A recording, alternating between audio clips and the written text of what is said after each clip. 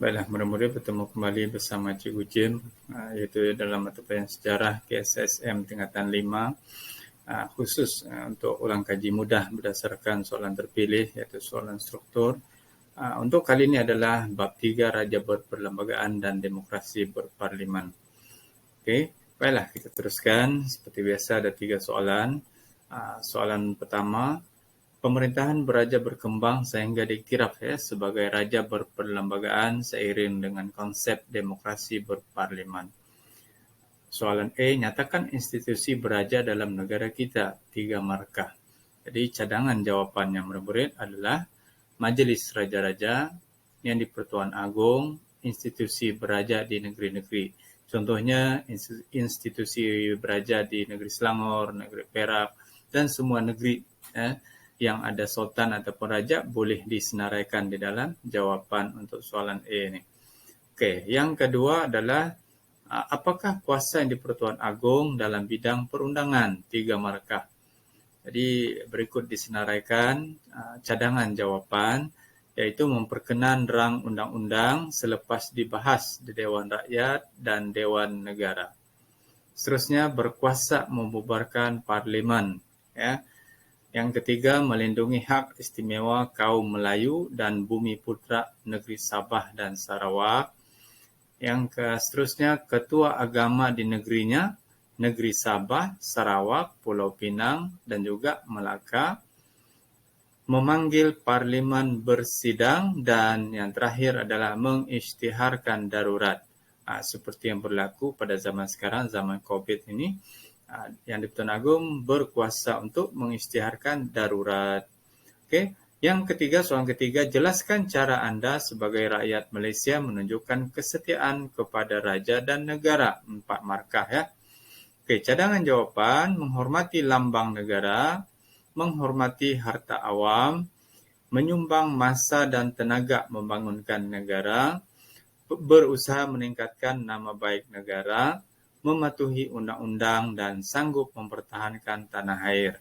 Jadi murid-murid kena ingat biasanya soalan C adalah soalan kebat.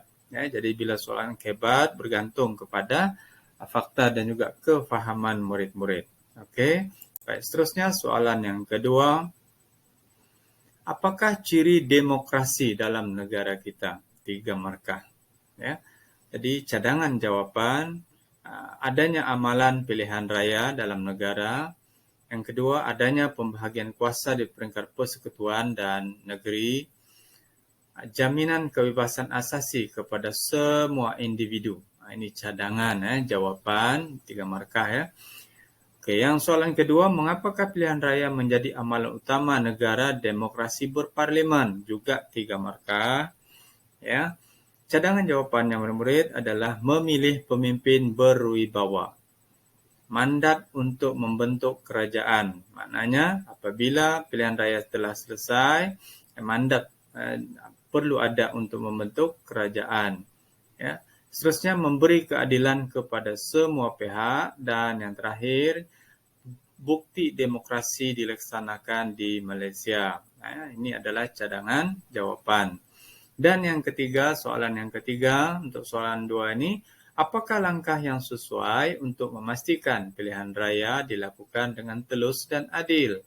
Beri pendapat anda, 4 markah. Soalan C adalah soalan kebat.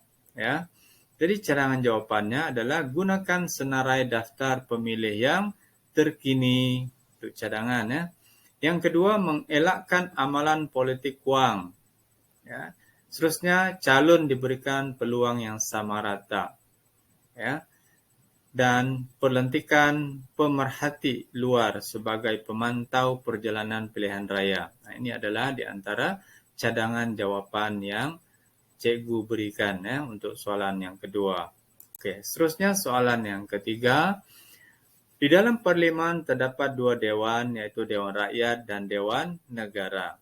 Soalan A, berikan fungsi Dewan Rakyat dan Dewan Negara, 2 markah Okey, jadi cadangan jawapannya, Dewan Rakyat iaitu menggubal dan meluluskan undang-undang pada peringkat Dewan Rakyat. Maknanya menggubal dan meluluskan undang-undang itu di peringkat Dewan Rakyat, dibahaskan dan sebagainya sebelum dibawa ke Dewan Negara. Dewan Negara pula membahaskan rang undang-undang yang diluluskan oleh Dewan Rakyat dengan teliti. Selepas di Dewan Rakyat, di Dewan Negara lagi dibahaskan sebelum dibawa kepada perkenan yang di-Pertuan Agong. Soalan B, sistem jemaah menteri diamalkan di negara kita. Terangkan 4 markah. Kenapa ianya diamalkan? Jadi cadangan jawapannya adalah untuk memimpin kerajaan, menggubal dasar kerajaan. Ketua jemaah menteri ialah Perdana Menteri. Seterusnya mentadbir kerajaan di peringkat persekutuan. Menteri merupakan ketua sesebuah kementerian. Menteri boleh meletak jawatan jika tidak setuju dengan sesuatu dasar.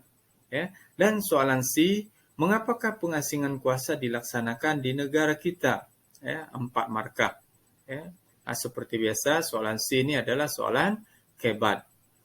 Jadi cadangan jawapannya murid-murid iaitu mengelakkan pertindihan kuasa, supaya badan yang ada lebih efisien, lebih mantap, lebih berkuasa.